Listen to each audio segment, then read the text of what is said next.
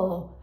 How are you on this mid-December day? December 14th.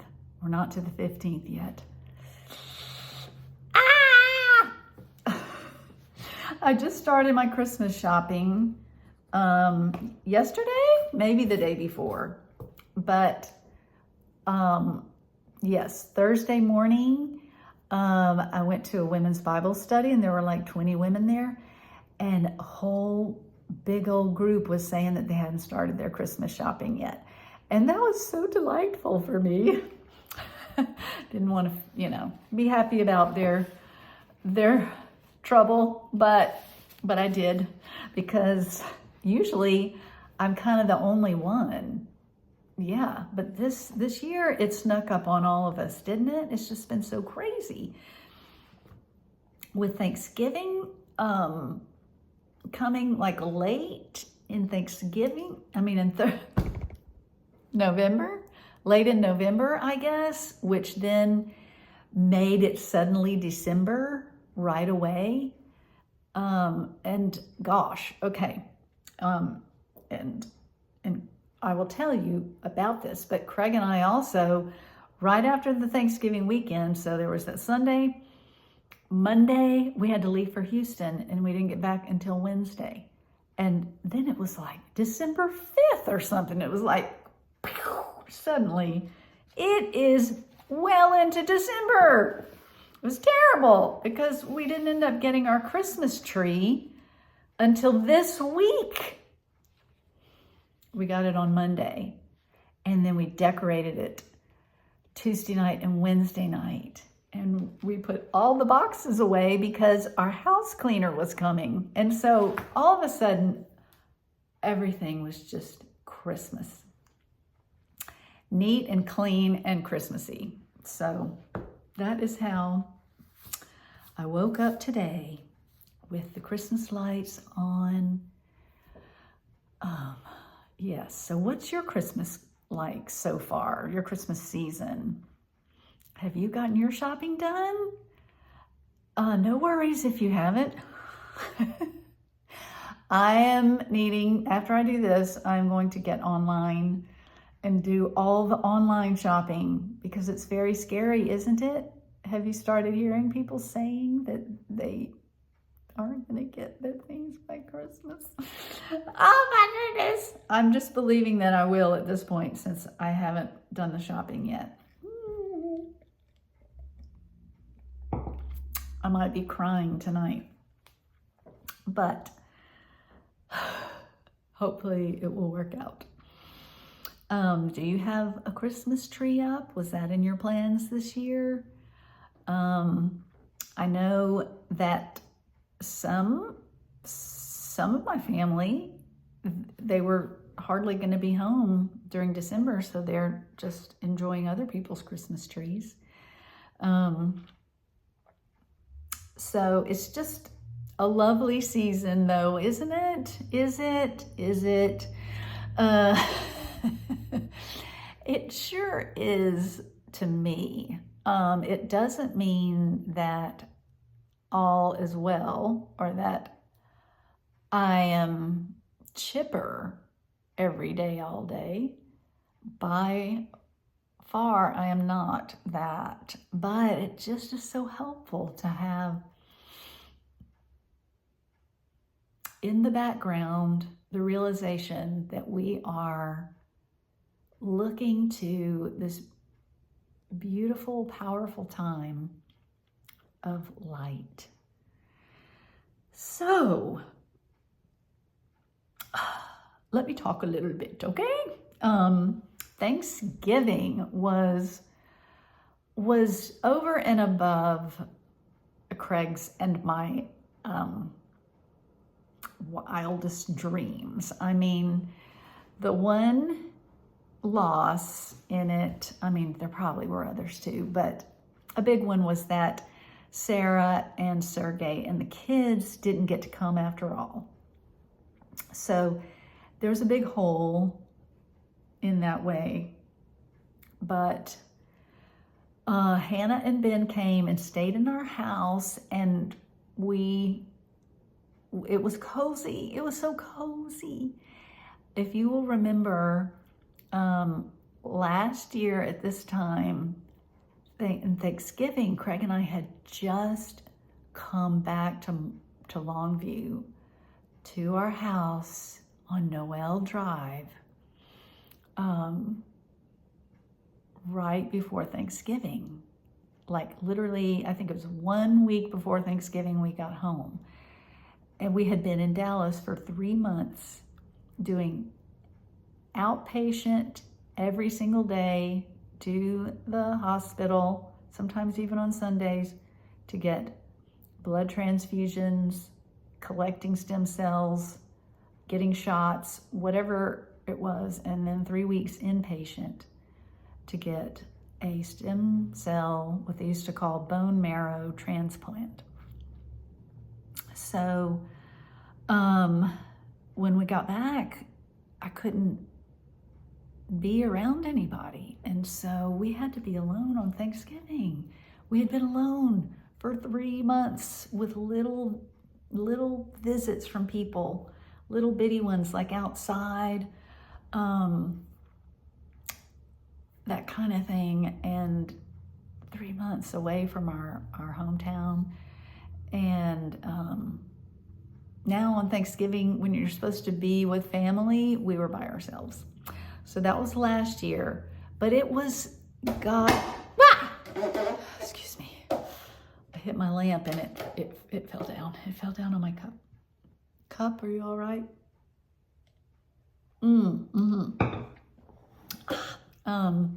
Anyway, so, but God did help us. I mean, we tried to make the best of it last year. I remember making a few sides, and my friend down the street who made a turkey, we went down the street and she gave us some turkey. We stood outside talking from the distance from each other, their whole family, and it was so wonderful to see people we knew and loved. And so it was very, everything was so heightened and disorienting and just hard. And we had just lost my dad. And so 1 year later, we were with a huge gathering of family.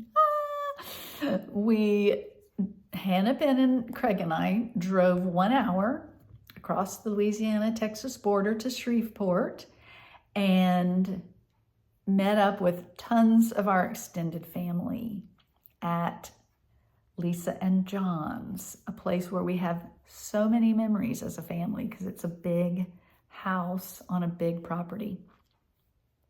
And it was just so incredibly life-giving.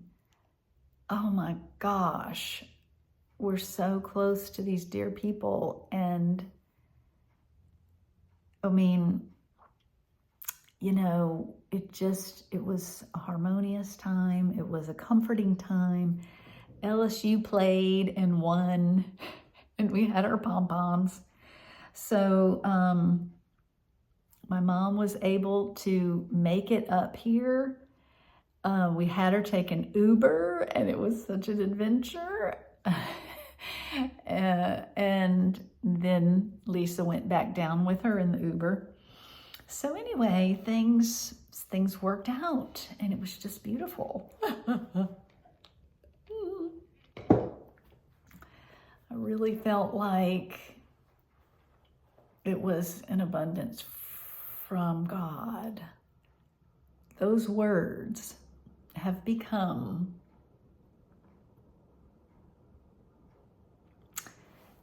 they used to just be in my heart and fully believed, like that was from God. And then when he allowed these two debilitating illnesses to come into my life, it messed with all of that. And so, but I am more and more feeling the ability to believe when I say this was from God. So that's a really good thing. So the day after Thanksgiving weekend was over, Craig and I went to Houston for it was a 6-month checkup with Dr. Mays, my rheumatologist, about the scleroderma. This is always a little bit triggering, when we walk into that building. It's like a 6-story building or something, and in downtown Houston, and it's just got a real feeling to it. It's like an old building, but anyway, it's got big posts and things like that. It seems kind of almost like a courthouse or something. But anyway, so this was the first time she had me do this. It was basically being there all day. I had to have an echocardiogram, which takes about an hour, and a breathing test which took about an hour, and then meeting with Dr. Mays, which took about an hour, and then getting labs done, which took about an hour because we had to wait. But it was was it the third time, I think, that we've been there since the transplant? One time in January, I think, and then in May, and then now. And it was all good news, except for one thing. But my heart looked perfectly normal. My lungs looked perfectly normal. And those are so huge. That means the scleroderma it's not active. It's just a non-issue right now. And my skin, she said, has gotten a little bit better still. There are places where it's just a little more soft. My hands, see how you can almost kind of see those wrinkles? I used to not be able to do that at all. She said the top layer of skin is softened, but there's, she called it something. It's like it's just all tight underneath. So maybe it'll loosen up in there. My leg, the top of my thighs, had this really thick band of scar tissue, and it still does, but it's not as big. So it's amazing. My hands are still like this. They just feel the same. Here's my fists.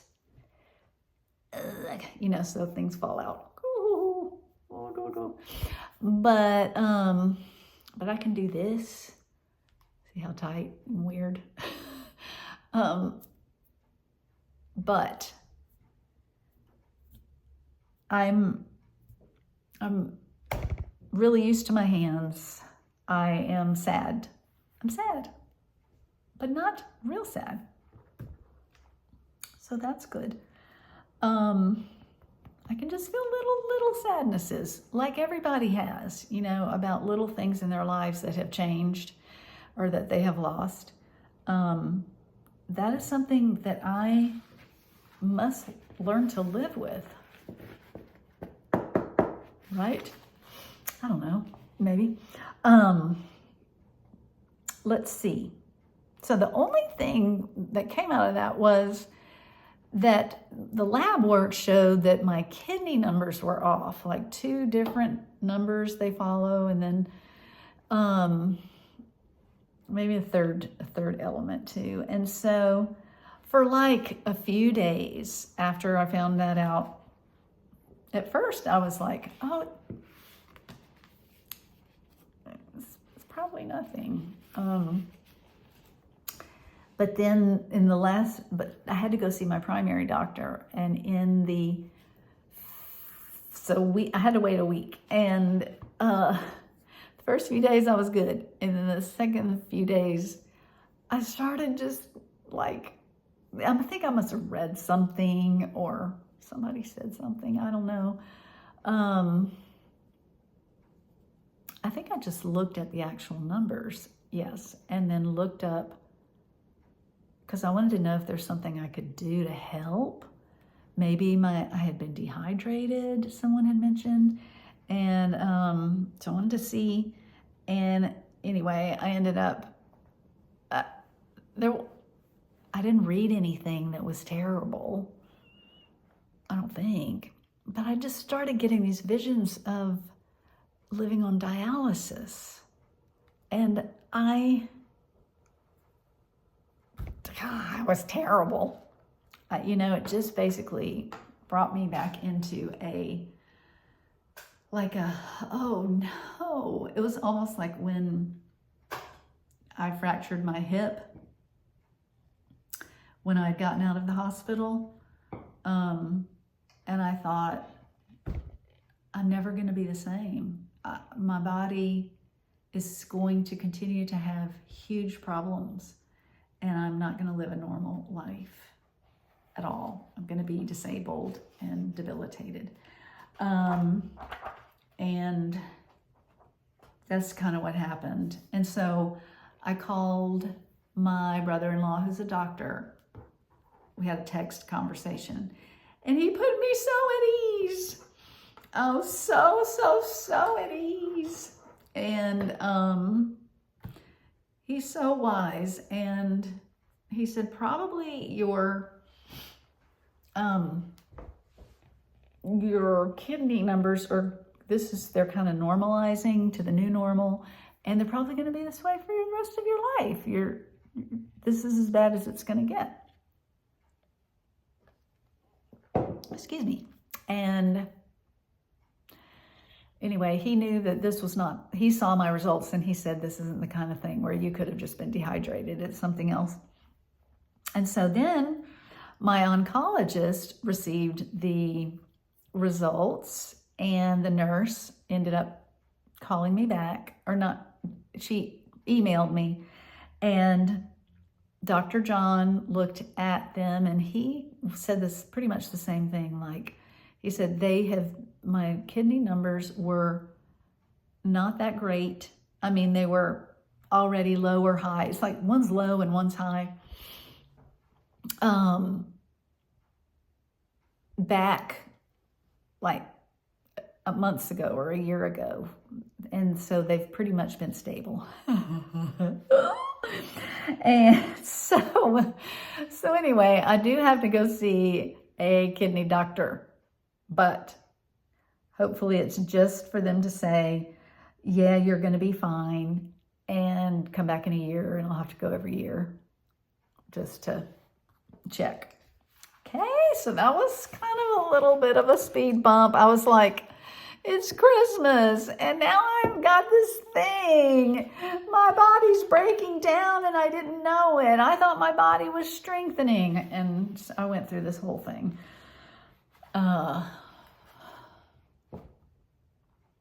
And now I am relieved and hopeful, a little bruised, I think, still. Like, oh man, chemo just, it takes it out of your body, you know? Okay, so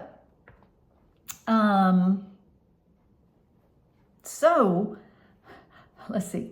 So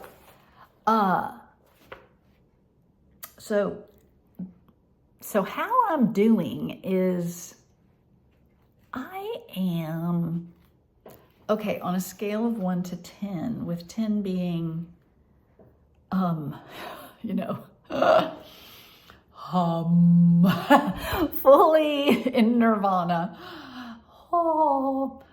fully at peace, a complete wholeness. This 10 being what's going to happen when the new creation happens and when I'm with Jesus. So that's not going to happen. When I 1 year ago got out of the hospital and came home, I was low, at a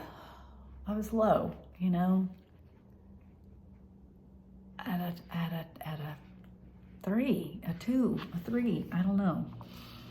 But now I am, this is dumb, everything is nuanced and all that, but just to give you kind of a sense, I feel like God has been doing a very sweet gift of healing in my heart and in my body. And I feel like at a, 6, 7,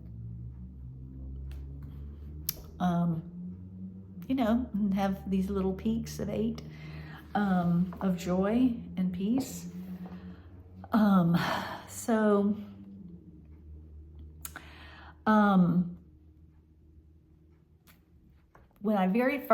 When the Christmas season first started, like the first thing I did was I went to get some poinsettias for someone, and I went to this place called Ellis Pottery, and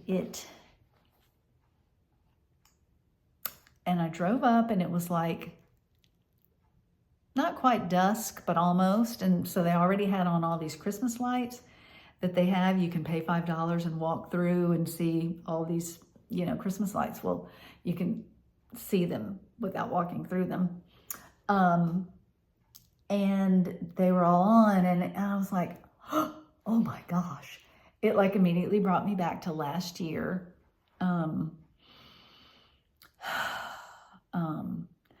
Because last year, I had to isolate myself, but God was giving me ways to feel like I could be a part of life. And so one of the ways was by going to Ellis Pottery, because they had some things outside, like it's a nursery, so they had some flowers you could look at and wreaths, fresh wreaths, and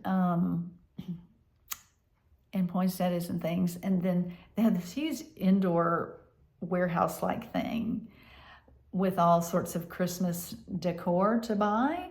And there never was more than 10 people in there.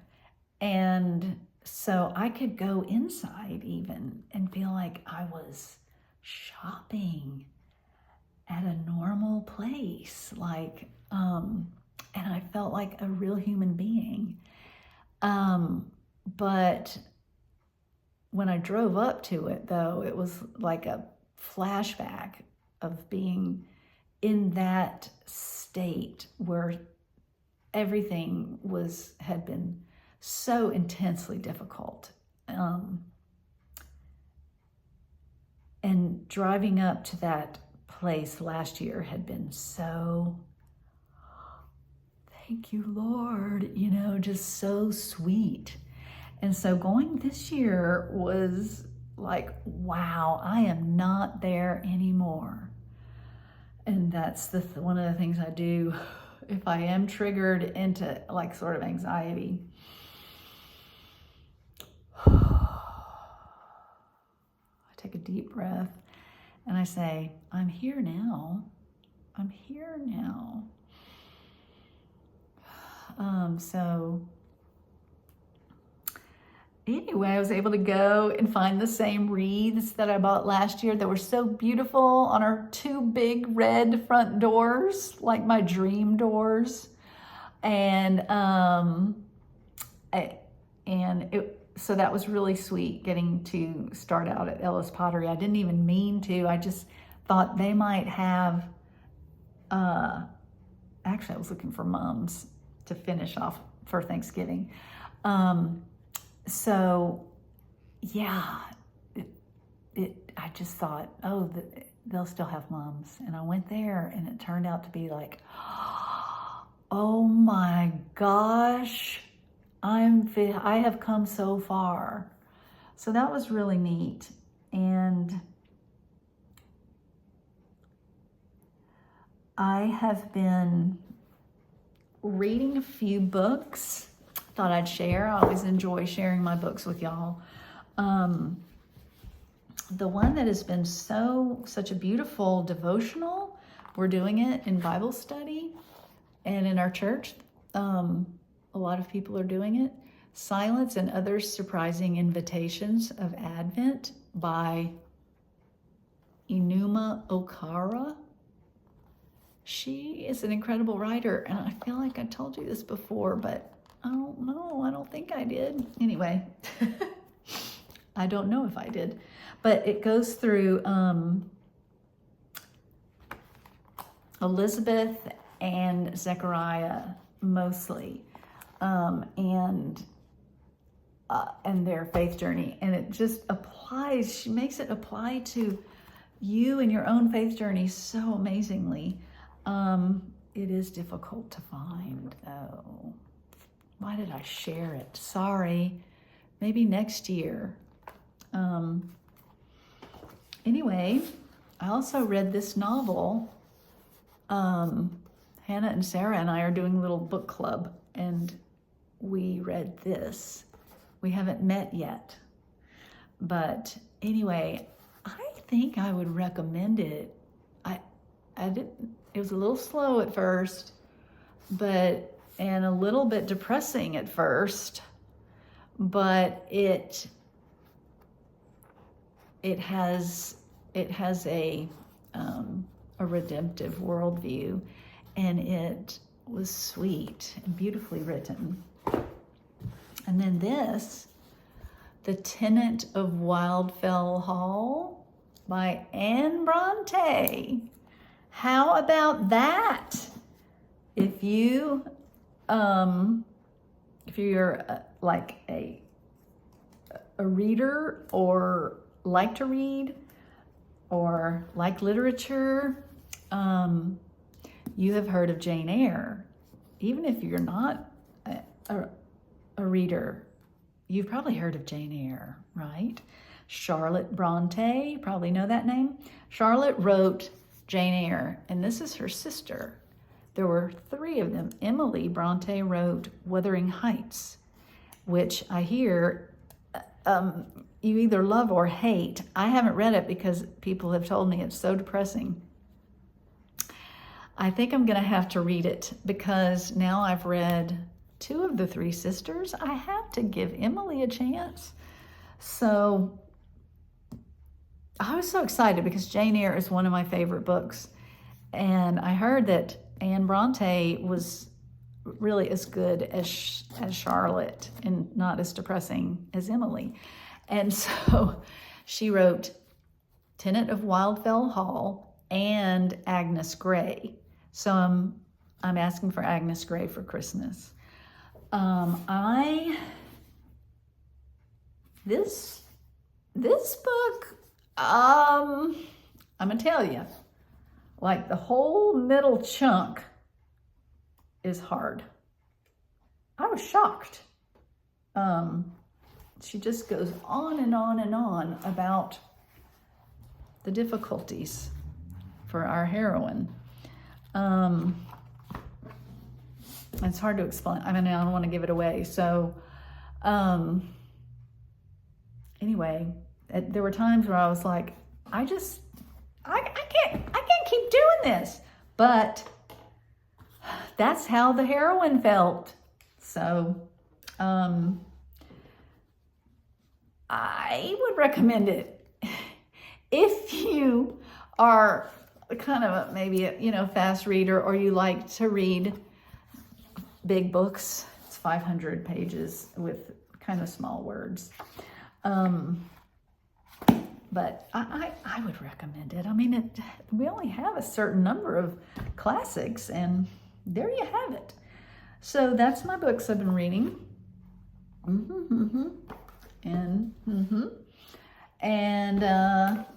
then I've been listening to this book that's like, Jamie, why are you doing this? Okay, it's called On Getting Out of Bed, and it's a book, and I'm listening to it. It's like his whole premise is, well, that we all suffer and the life is difficult.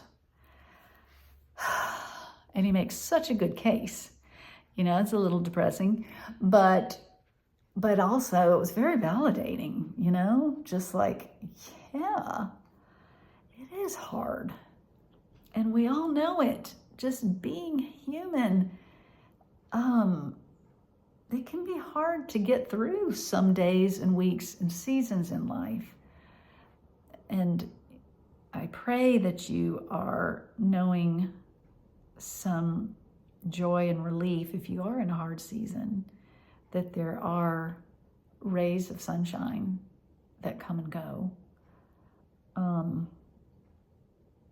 But his point is that, what is his dang point? I have gotten to the good part. He's trying to say, I hate this thesis. Why do I like him? He's saying you got to make a choice. And I hate that. I'm like, no, God has to come through. God has to be the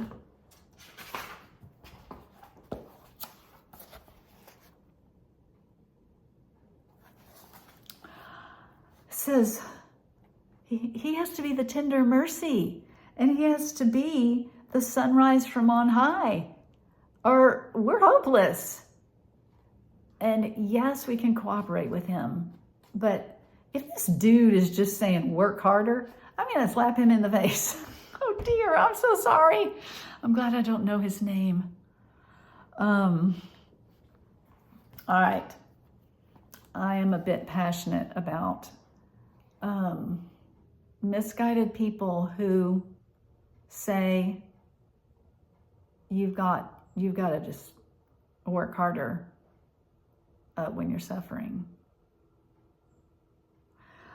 Because of the tender mercy of our God, with which the sunrise from on high shall visit us, to shine upon those who sit in darkness and the shadow of death, to guide our feet into the way of peace.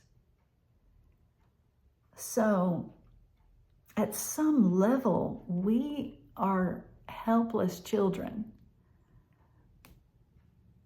If God doesn't act, it's a hopeless situation.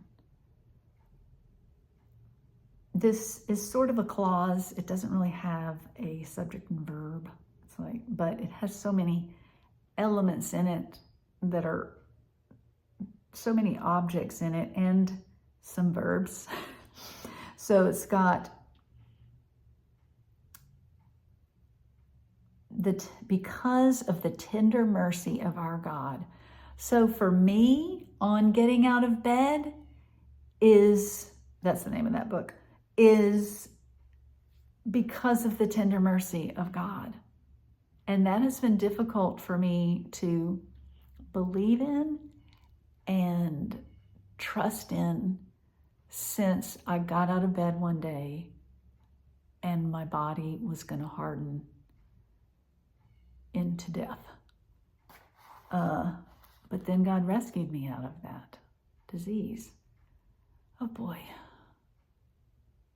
Oh, it's been a couple years, I tell you. Because of the tender mercy of our God, with which the sunrise from on high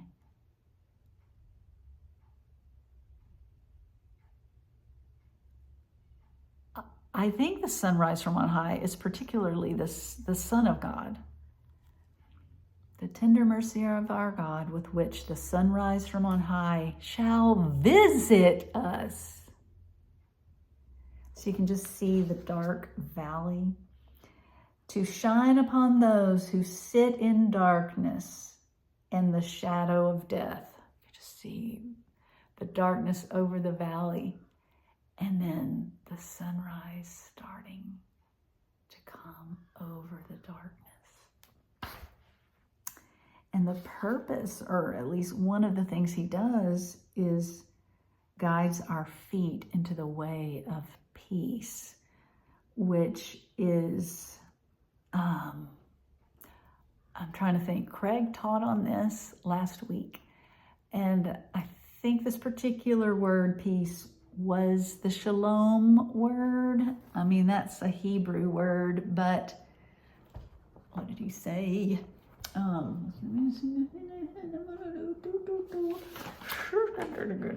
Let's see. How does this passage relate? I don't know.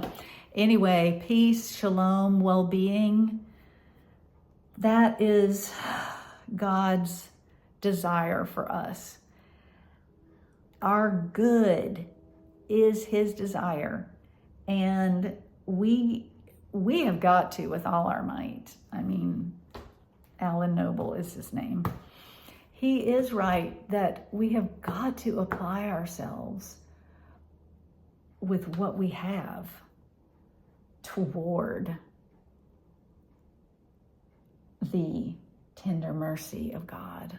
We've got to apply ourselves to hear, to put ourselves in a way of his children who can carry us and help us when we can't walk.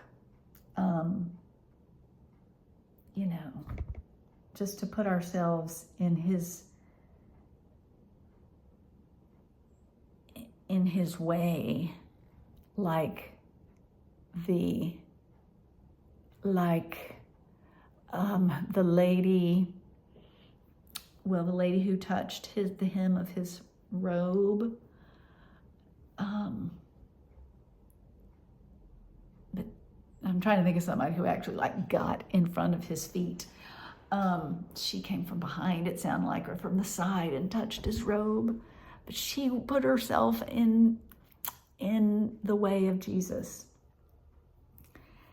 And so Alan Noble is right that I guess we have to choose to do that. But it is really, we are completely dependent on God being a God who washes over our valley with his light and with his tender mercy. That's what gets me out of bed. Well, guys, I think that's about all I got to say.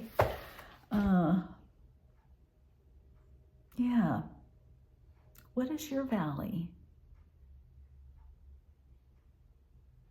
What are the dark places in your life right now or heart?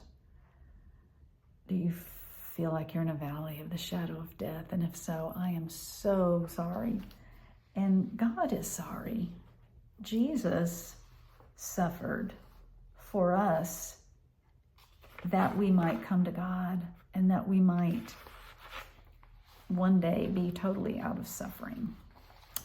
So he understands. I made this for myself one day. I wanted to remember that all these 3 different things were going on when I was suffering with my 2 illnesses, with cancer and scleroderma. I had the pain, all that entailed, and it was dark. But there was also Jesus present, who is the sufferer, and he was present with sympathy, and he did it for the joy set before him. So he wasn't just a martyr, just like, oh, I just suffer. He was doing it for what was set before him and what he was accomplishing in obedience to his Father, which he loved doing, and also for all of us. And then there was the there were the rays of light that I can't forget that seemed to come every single day, at least a little bit. And then there was always the sure future, the hope set before me. So anyway, you guys, I love you all. I love you. I miss you, some of you, and look forward to talking again sometime. Bye. Merry Christmas. Ho, ho, ho. Merry Christmas.